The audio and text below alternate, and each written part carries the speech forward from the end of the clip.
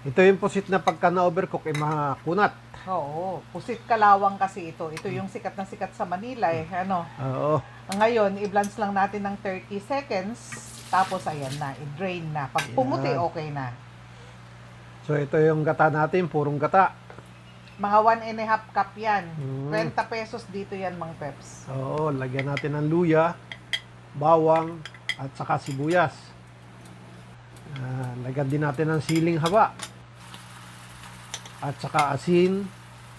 At saka yung ating pampasarap. Yan, seasoning granules. Optional. Pagluto na yung gata, ilagay natin yung pusit. Yan. Mm. Kaya niluto muna natin yung gata hanggang sa ano na ang tawag dyan, maglangis-langis. Oo, Para hindi ma-over yung ating pusit.